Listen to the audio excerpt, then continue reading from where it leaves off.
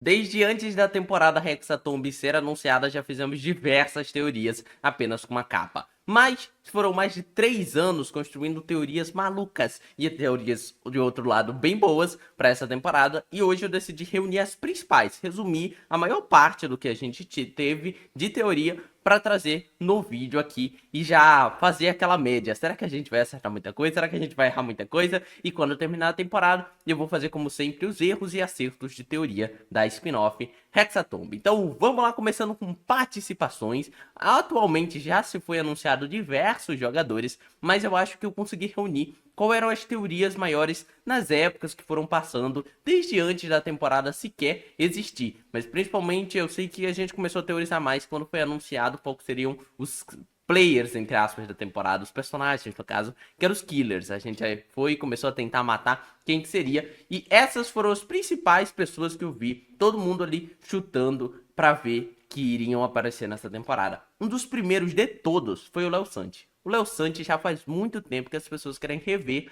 ele no Ordem Paranormal. Ele que já tinha interpretado o Kenan na temporada Segredo na Floresta, e pouca gente lembra.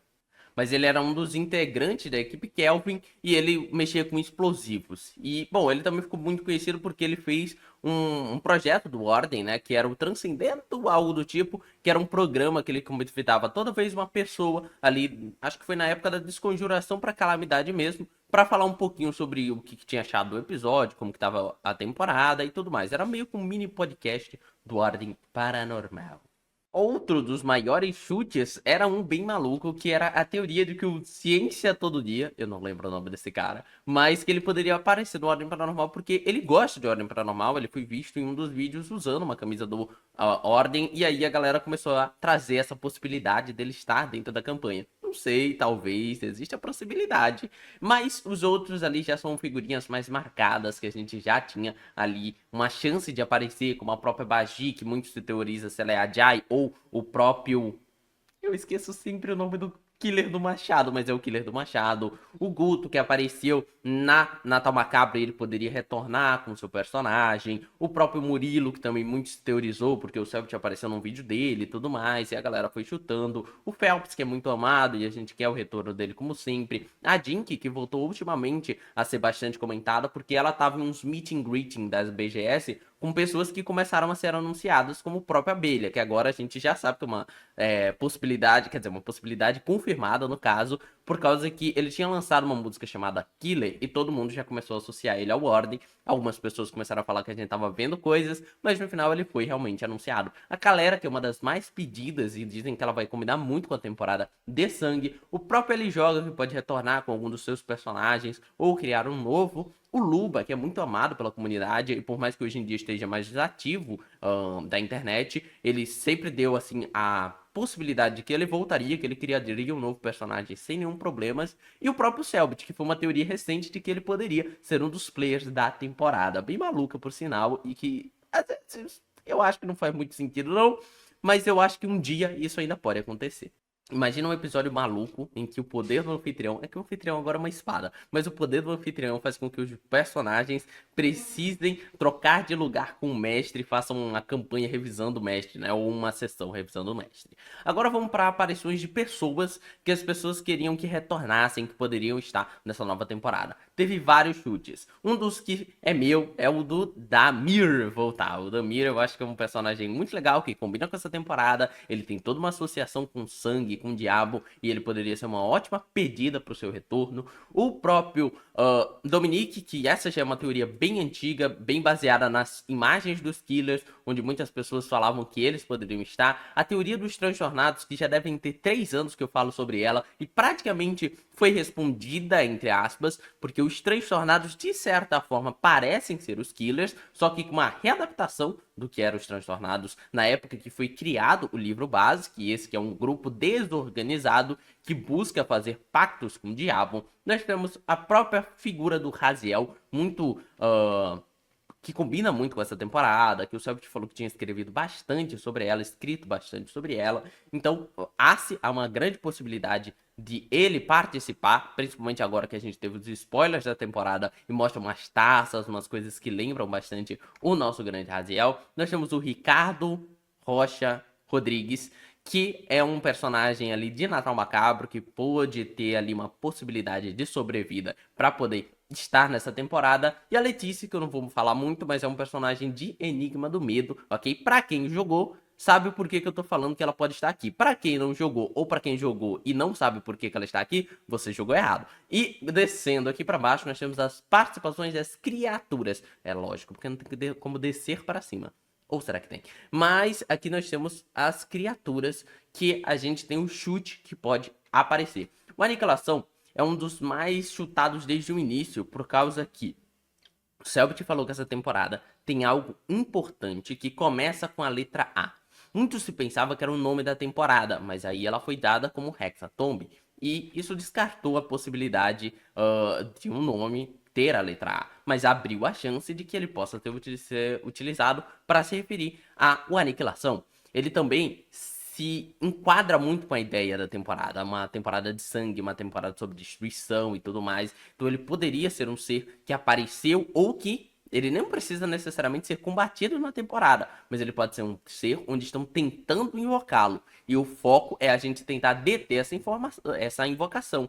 Assim como normalmente é campanhas de Cthulhu. Cthulhu, você nunca vai lutar no corpo a corpo contra o Cthulhu, meter arma e dar tiro nele. Não, você tem que evitar que o Cthulhu seja manifestado na nossa realidade. Então lembra bastante essa ideia. O próprio Serafim, mas o Serafim de Sangue, um personagem que aparece ali sendo referenciado num suplemento de Ordem Paranormal, que é uma aventura, no caso, chamado Espinhos da Aurora Escarlate. Então muito se pensa sobre o retorno desta personalidade. Nós temos o próprio Diabo, que é praticamente confirmado por conta da capa da spin-off. Porque, para quem não sabe, na capa da spin-off, que está em algum lugar aqui, hein?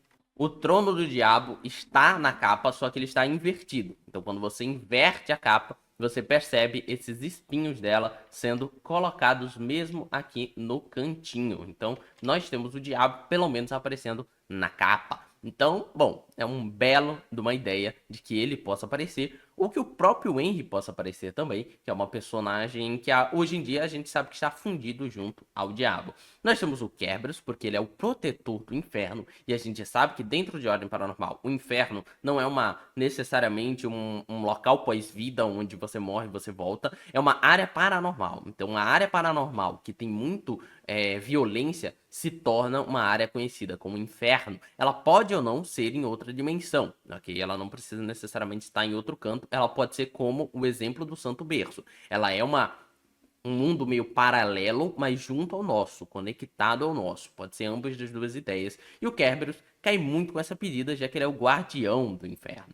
E nós temos também o grande Kibungo. Isso vai pela teoria de que o Kibungo ele é uma criatura do Nordeste brasileiro. E o Selbit deu uma spoiler de que essa temporada se passaria em boa parte em uma região do Brasil que ainda não foi explorada, ok? Então nós temos o Norte e o Nordeste como essas possibilidades. E pelo Kibungo ser do Nordeste, há uma chance de que ele possa aparecer. Sem contar que o Selbit também chegou a falar que nós teríamos nessa temporada alguns, quer dizer, que a gente teria no livro Sobrevivendo ao Horror alguns spoilers desta temporada. Então pode ser ali o Kibungo como essa spoiler, já que ele veio no suplemento.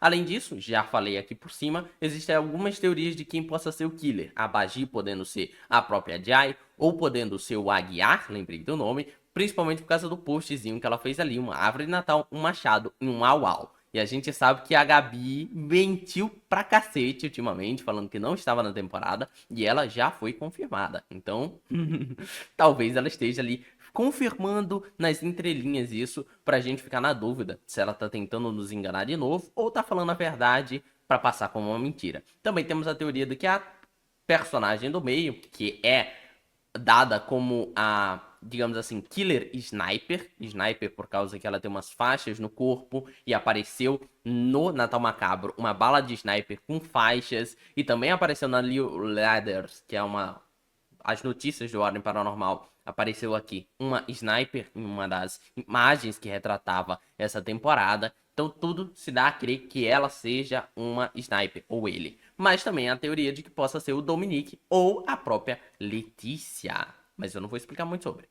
E nós temos a teoria dos grupos. Nós temos a chance de que todos eles sejam personagens, ou seja, a gente tenha com pessoas interpretando o grupo das silhuetas, o grupo dos killers e o grupo da banda, tendo ali o seu total de 16 jogadores, se contar com o personagem do Jor-El, que é um dos killers, então a gente vai para 17 pessoas dentro do jogo, o que eu acho que não faz muito sentido a gente ter 17 jogadores nessa temporada. Seria gente demais, mas também há a chance de que a gente tenha algumas pessoas dessas rodas participando ativamente da temporada, talvez como NPCs, os killers podem ser NPCs controlados pelo Cellbit, e só as silhuetas serem de jogadores, ou as silhuetas serem vilões interpretados por jogadores, e os killers sejam, entre aspas, heróis. Mas isso também bate com aquela pequena jogadinha do Cellbit de spoiler, que falava que nesta temporada não conheceríamos um grupo já unido, que ele iria se unir dentro da temporada, ok? Mas isso ainda não é 100% anulado. Imagino que os Killers, eles se fundam depois com a banda. Teoricamente não é um grupo unido, eram dois grupos distintos que depois se unificaram. Então ainda existe chance disso ser muito mais complexo do que a gente está pensando. Muito mais complexo de que ser todo mundo desse grupo ninguém se conhece, ok? Como muita gente está chutando por aí. E prosseguindo, também existem pessoas que teorizam que os membros da banda são as silhuetas. Essa eu acho meio... A gente tá chutando meio longe essa ideia, mas também é uma das teorias que mais está sendo falada. Também temos as ideias de quais serão as outras organizações que podem aparecer nessa temporada. Nós temos a Ordo Calamitas podendo aparecer, nós temos aqui a Ordem dos Caçadores da família Moretti, e nós temos o próprio grupo dos Espinhos da Aurora Escarlate, que é um grupo europeu e que veio aqui fazer bagunça no Brasil, mas que a gente pode ter também um foco nesse grupo. Eles podem ser bem aproveitados. Temos também a teoria de que a lua cheia será o momento em que teremos no caso o eclipse, né, a lua de sangue. Será um momento que a gente precisa fazer um grande sacrifício, possivelmente de 6 pessoas, ou um sacrifício que completa o total 666 mortes. E isso acarretaria na invocação ou num ritual muito grande sendo construído, ok? A teoria mais furada até hoje que eu já trouxe para vocês, que essa temporada pode não ser de sangue e conhecimento, mas ela pode ser também de sangue e energia, e eu gosto dessa possibilidade, porque é uma temporada que está parecendo bastante caótica em muitos aspectos, então a gente está num meio chute de que vai ser sangue e conhecimento, porque muita coisa nos inclina a isso, mas também tem aquela pitada de chance de que a energia esteja destruindo tudo. Nessa temporada, possivelmente veremos um sino e uma porta de tenebres também, mas agora associada principalmente ao sangue, e também podemos ter a participação aqui do Show do Diabo, um antigo circo ali da família que se tornou os irmãos Lukik, e a gente poderia entender mais o que é esse circo, o que rolou nesse passado do Damir. E, bom, muitas possibilidades podem se abrir para que a gente aprenda um pouco mais do passado. E acho que para finalizar, tem a teoria do Tracou, que a gente vai ter o ritual de imersão sendo usado nesta temporada. Então eu acho que eu consegui cobrir nesse vídeo, tentei ser o mais rápido possível. Às vezes, para quem acelerou esse vídeo vezes 2, acabou virando vezes 3 ou 4, porque eu falei bem rápido. Mas eu acho que eu consegui cobrir as principais chutes que se teve nesta temporada. Deixa aí embaixo qual foram as outras teorias, as outras que surgiram, que eu não ressaltei aqui nesse vídeo. Ah, tem a teoria de que o Cellbit, no meio da temporada, vai se transformar num garoto de programa. Não sei, eu só pensei aleatoriamente aqui a palavra. Mas chute aqui o que vocês acham. Então, aqui com vocês foi o Lúcio Senador. E fui.